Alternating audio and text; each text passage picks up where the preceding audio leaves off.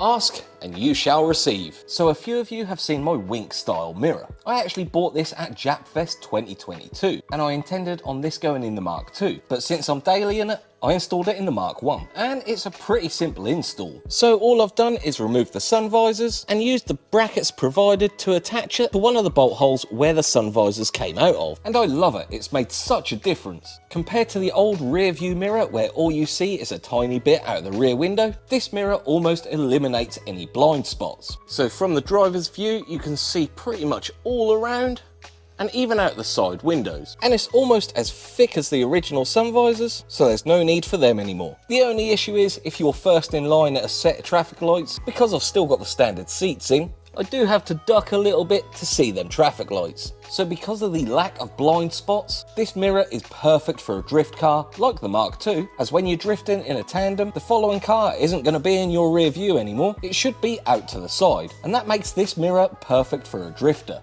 So that's just a quick overview of my Wink style mirror. Ask and you shall receive. So if you've got a question about an MX5 that I haven't covered yet, and if I can, I'll be sure to make a video soon. Like and share this video, subscribe if you're new, and I'll see you in the next one.